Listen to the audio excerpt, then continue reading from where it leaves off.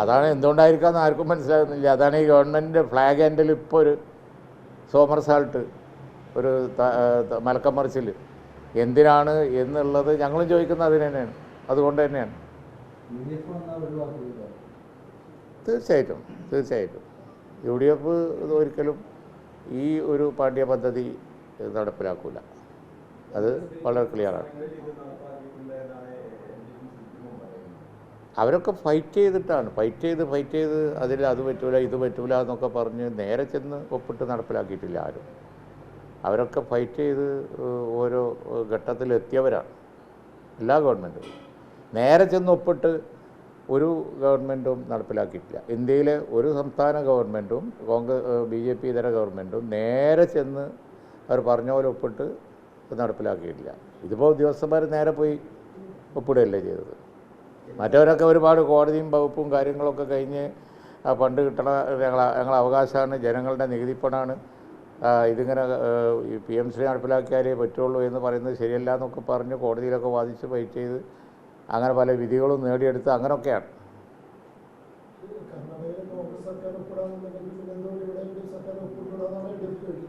കർണാടകയിലെ കോൺഗ്രസ് സർക്കാരും ആ രീതിയിൽ ഒപ്പിട്ടിട്ടില്ല. ഇപ്പോൾ ഒരു നേരെ പോയി ഒപ്പിട്ടിട്ടില്ല. അവരൊക്കെ ഇതിനെതിരായി ഫൈറ്റ് ചെയ്ത് നിൽക്കുന്ന പല ഘട്ടങ്ങളിലാണുള്ളത്. ഫണ്ട് BJPയുടെ ഔദാര്യമല്ലല്ലോ, ജനങ്ങളുടെ ഫണ്ടാണ്. പക്ഷേ അതിൽ ഇത് ഇങ്ങനെ നേരെ ചെന്ന് ഇപ്പോൾ കേരള ഗവൺമെൻറ് ചെയ്ത പോലെ നേരെ ചെന്ന് ഒപ്പിടുക എന്നുള്ള പരിപാടിയിലേക്ക് ഒരു ഗവൺമെൻറ്റും പോയിട്ടില്ല. അത് നിങ്ങൾ പരിശോധിച്ചാൽ മനസ്സിലാവും. അതിൻ്റെ നാൾ വഴികൾ പരിശോധിച്ചാൽ മനസ്സിലാവും. ഇനിയിപ്പോൾ CPIക്ക് പറയാനുള്ളത് CPI പറയട്ടെ, ഘടകകക്ഷികൾക്ക് പറയാനുള്ളത് അവരെ ഘടകകക്ഷികൾ പറയട്ടെ. അവരൊക്കെ ഓൾ ഇന്ത്യ പാർട്ടികളാണല്ലോ പലതും. ഓൾ ഇന്ത്യ പാർട്ടികളൊക്കെ എന്താ പറയുന്നത് നമുക്ക് നോക്കാം, അതിനനുസരിച്ച് കാര്യങ്ങൾ തീരുമാനിക്കാം.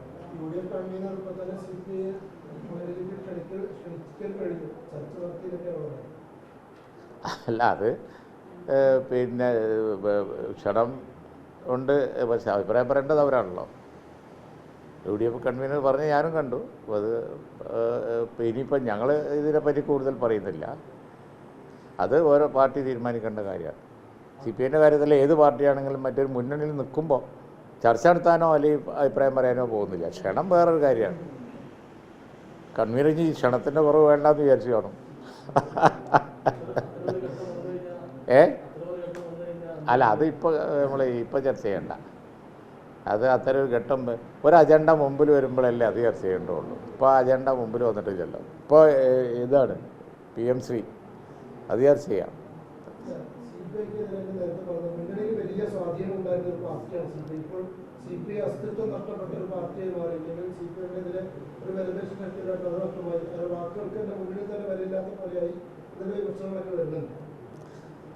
ഈ കാര്യങ്ങൾ നമ്മളിപ്പോൾ ഈ ഘട്ടത്തിൽ ചർച്ച ചെയ്യണ്ട.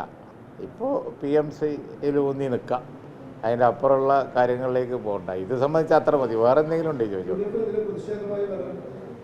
UDF വിലയിരുത്തും.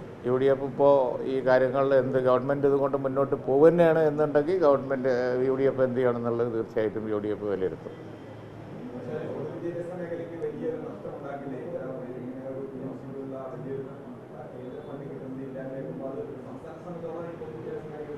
അല്ല, അതൊക്കെ ഫണ്ട് കിട്ടും എന്ന് വിചാരിച്ച് നമ്മൾ കുട്ടികളെ എന്തും പഠിപ്പിക്കുക എന്ന് വെക്കാൻ ഒക്കുമോ? അതൊരു വലിയ ചോദ്യമാണല്ലോ. അതൊരു വലിയ ഗൗരവമുള്ള ചോദ്യമാണല്ലോ. ഫണ്ട് കിട്ടണം. ഫണ്ട് നമ്മളിതാണ്. ഫണ്ട് അവരെ ഔദാര്യമല്ല. അതിന് നിയമവഴി നോക്കണം.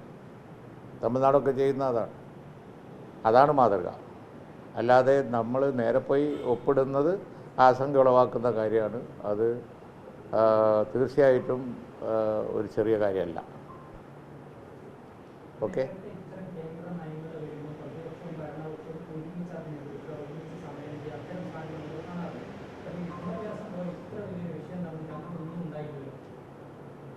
പ്രതിപക്ഷവും ഭരണകക്ഷിൻ്റെ അവിടെ കട്ടെ, ഭരണകക്ഷി തന്നെ ചർച്ച ചെയ്തില്ല എന്നാണല്ലോ ഭരണകക്ഷികൾ ഇപ്പോൾ പറയുന്നത്.